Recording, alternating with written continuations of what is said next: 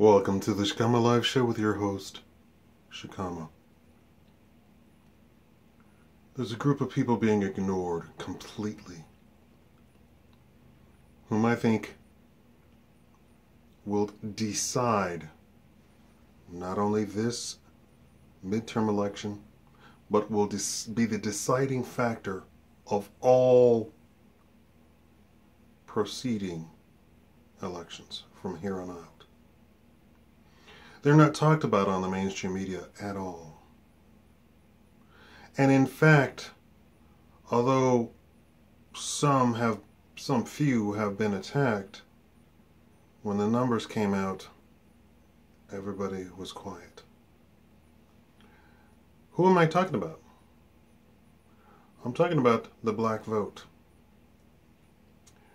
President Trump's approval rating has reached 36% among the black vote. Let me put that into perspective for you.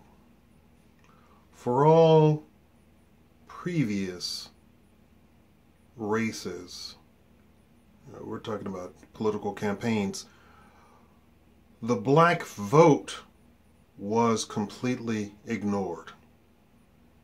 That includes under candidate Obama and afterwards President Obama.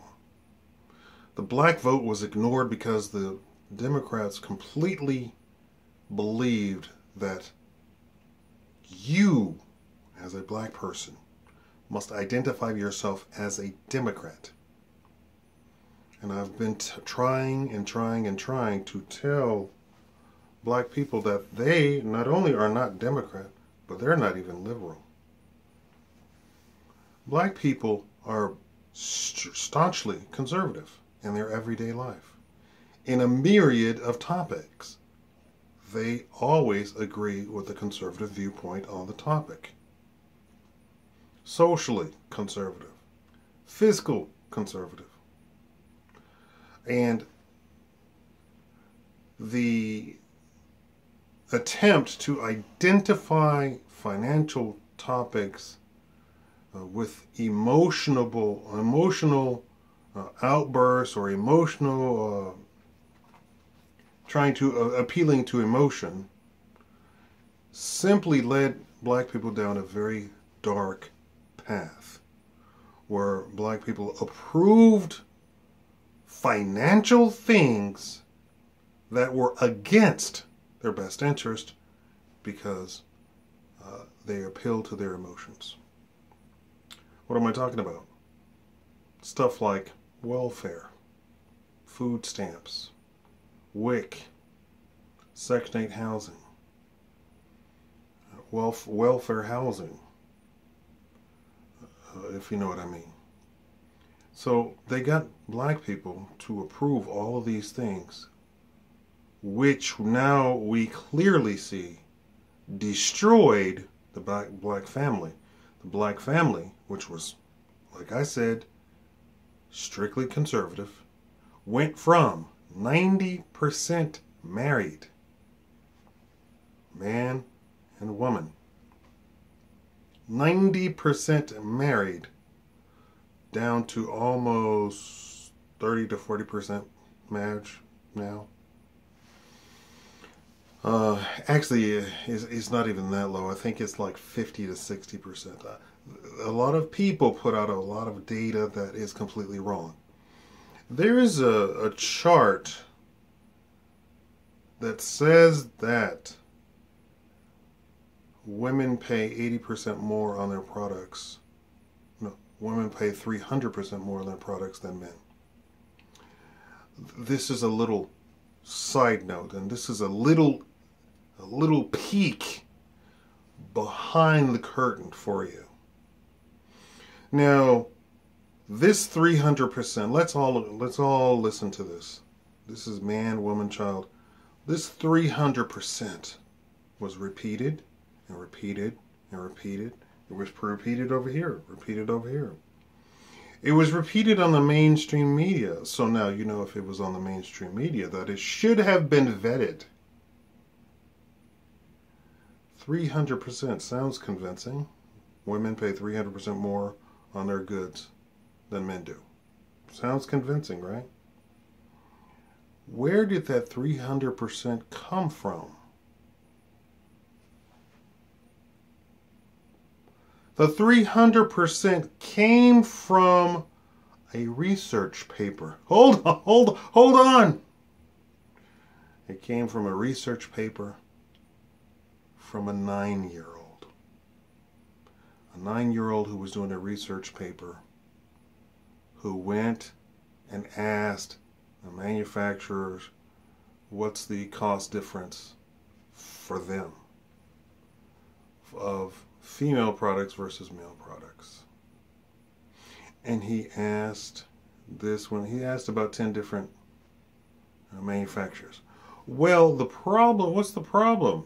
The problem is 9-year-olds can't do math. So he added up 2% here, 2% there. And then he added up the difference between the manufacturer cost versus the retail sales. You see how he got 300%? Let's not pretend for a second that the child is 9 years old. And mainstream media was repeating this, that women pay 300% more than children. If mainstream media can repeat what a 9-year-old said and have it as gospel, how much more do you think when billions of dollars are on the line? HUD housing. Dr. Ben Carson, he's on fire for slashing HUD housing budgets, which is exactly what you're supposed to do, but not according to DC, not according to the swamp. The swamp always wants bigger, bigger, more, bigger, more, bigger. Right? So he gets in there, he starts cutting HUD housing. What's happening? Women are going to work. But Shakaama, that can't be. We need to provide. No, the government isn't supposed to provide you with anything. Let me ask all of you. Let me get a show of hands of how many of you have gotten a handout from the government. And I mean a handout. I mean like, here, thank you, here you go, bye. Where do I sign? You don't have to sign anywhere. How many of you have gotten a handout like that? And if you have gotten something from the government, how many documents did you have to sign? Did you have to promise your firstborn? Pretty much, right? And they want to know everything about you, everything, when it has nothing to do with anything. In the election with Barack Obama, and they were talking about Mitt Romney, and they said Mitt Romney is actually doing kind of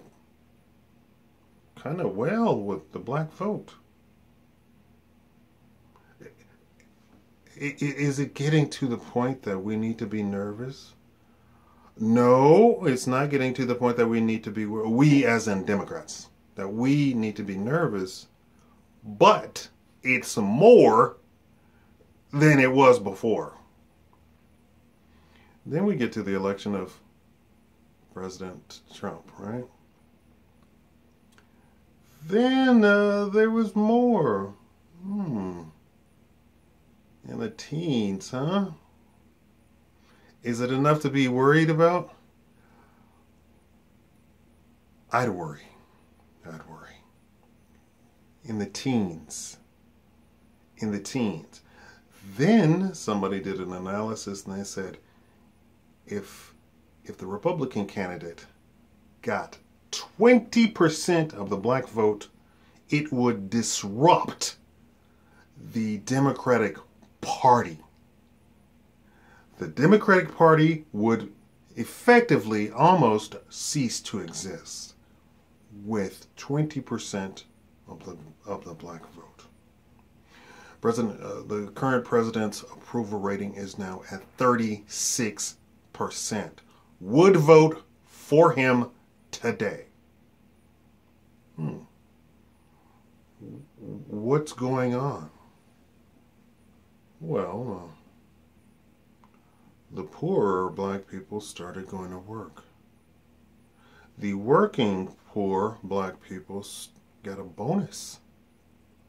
And the ones above them got a bonus. And the ones above them got a bonus. And black men went back to work. Black men went back to work who had not worked, who had been downtrodden. But the current president keeps saying, you have nothing to lose. I'm here for you. I'm here for you. I'm here for you. And he's awarded this and that and the other to the black vote, to black men, to rebuild the black family, to rebuild the black community. Let's talk about that community just for a second. Who is at the highest exposure to risk from illegal aliens actually coming onto the United States? Do you know who? What group? You guessed it, the black community. So the black community is at risk and is the most exposed to everything possible, all aspects that the illegal aliens impact. Let me give an example.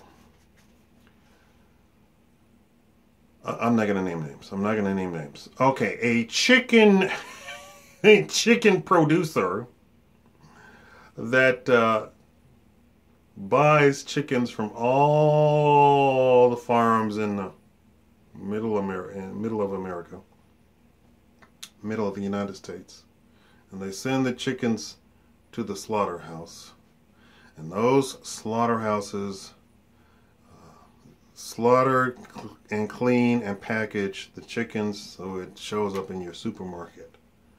Where the blonde girl on the radio show was asked, where do we get chickens from? She said, well, you just go to the supermarket.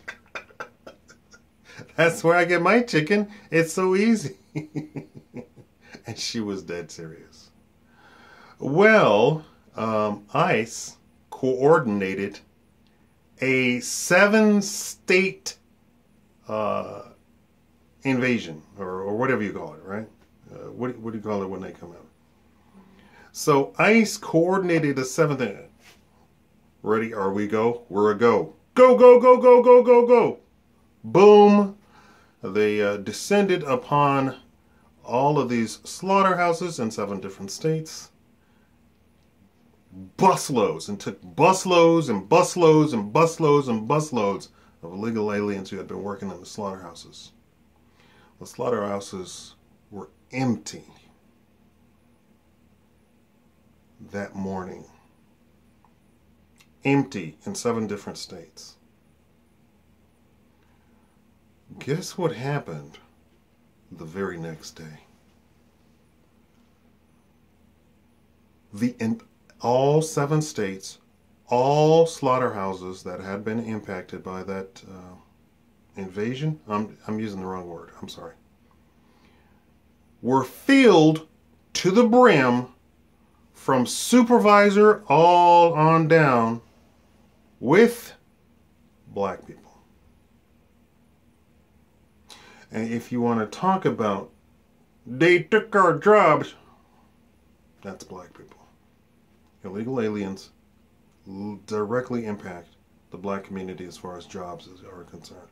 Why? Because they are unskilled. And in the United States, a very large percentage of the black community is unskilled labor. This is why they have married the black community to the Democratic Party to such a degree that they made sure that you would not leave. That you would never ever not vote Democrat. Once they secured you, then they brought in illegal after illegal after illegal, millions and millions and millions. Why? To gain votes. I did a video and I have a chart before that showed directly how many more millions voted for the Democratic Party all the way from the 70s to now. Millions. Millions. Hillary Clinton was banking on declaring that she won the popular vote by 3 million votes. Guess what, ladies and gentlemen? No, it wasn't 3 million. It was 1 million. 1 million and something. Guess what, ladies and gentlemen? After going over the votes and going and looking at the actual qualifications of the voter, they threw out over 1 million votes, all illegal aliens who did not have the right to vote in the United States. And she did not win the popular vote. So she not only did not win the popular vote, she didn't win the Electoral College. Did you hear that in the news? No, you did not. Did you hear it on TV? Did you hear it anywhere? No, you did not. Well, Shakaama, how did you hear it? Oh, because Shakaama has sources that are better than yours, better than the average bear. Now that the current president made the statement, you have nothing to lose by voting for me, black people, and everything to gain. He won a very large percentage of the black vote in his election, right? Well, since more and more black people eyes have been opened, they are witnessing what it is to be Republican, and this president has in the not even near history, in the probably the full history, except for Coolidge. Coolidge? Is that my guy? Who was in the crash of 21? That guy. That guy. He kept his promises to do absolutely nothing, and the crash came and went, and he did absolutely nothing, and the market corrected itself, and the economy corrected itself, because that's how capitalism works. What's his name comes in 29 and says the government must do something, and we got the Great Depression for how many years? 10 to 20 years, something like that. I'm good with my maths. That was 29 to what, 40 something? 15 to 20 years, right? Great Depression. Because the government had to do something. 21 was a greater crash. 21 was a greater drop in the economy. The president didn't do anything, and the economy righted itself within months. And the Federal Reserve didn't do anything because the Federal Reserve was relatively new and sat it out also. Although their charter says that they're supposed to do this and that and the other. They didn't do anything. The president didn't do anything, and the economy bounced right back from the worst drop in the economy in the history of the United States. The previous president, President Barack Obama, says that these jobs will never come back. That is the new norm. These salaries will never come back. That is the new norm. Manufacturing is stupid to begin with. We are an advanced society and we don't need manufacturing, which means that the United States is colonizing itself. So they have to get the manufactured goods from elsewhere and come here and sell it here. That's how you do a colony. You take the raw resources, bring it to your country, finish the products, and then sell it to the colony, because the colony isn't advanced enough to do their own stuff. don't have the resources, don't have the manufacturing to do their own stuff. This is what, under the previous president, we were headed down. We were headed down that path, lost millions of jobs, did not recover, and well, it was declared that that was the new norm.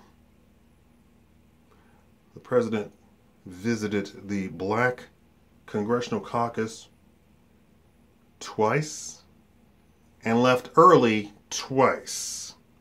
He was scheduled to meet with them several times, never showed up.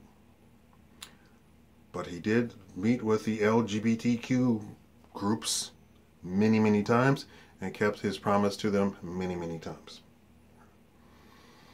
He had originally was against the group, and when they said that this represents this percentage of the vote not by them, but by people who like that group. The group itself is very tiny. I mean, tiny, 1%.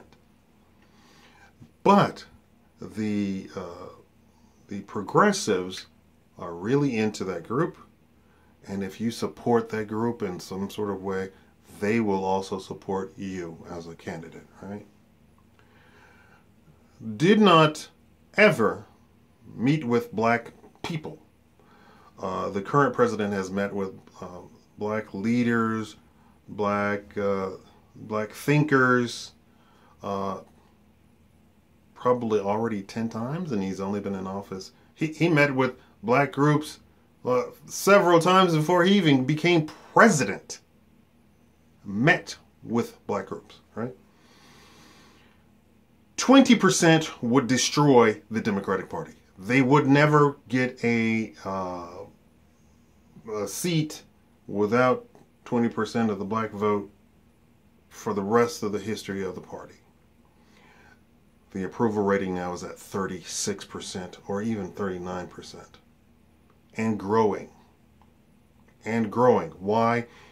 Because the economy, their pocketbooks are growing, and success is growing. Black businesses, black business starts growing, winning. Right? That's the catchphrase now. Winning. 20% would destroy the Democratic Party. They're at 36%. He's at 30%, 36% approval rating. I just looked at the trending political map for the United States. Can you imagine what I saw when I looked at the map? And I did it in red and blue, right? You remember how the map looked at the final election survey of the map in the last election? You had big pocket of blue over here, big pocket of blue over here, and the rest was red. It's worse. It's as if it's a sea of red when somebody took a toothbrush and dipped it into water and sprinkled blue water here and there on the map. And I mean sprinkles. The mainstream media is trying to bamboozle you and say this is going to be a landslide and all the Democrats are going to, but they said the same thing before. They said the same exact thing before. I had the data. I had the correct data. Hillary Clinton was not only not ahead, she was nowhere near close. But I bet you she finagled this and that and the other to get close. She was going to lose from the very beginning. She was always going to lose. The thing with Bernie Sanders, I don't know why they put up with that. She was always going to lose, according to my data. Thank you all for watching. Spread this video. Share this video. And leave me a comment. Leave me as many comments as you possibly can. I'd love to read the comments. I'm alone in my house now, so. Oh. What am I holding in my hands? You'll find out in the next video. Have you noticed something? Any difference? Thank you all for watching.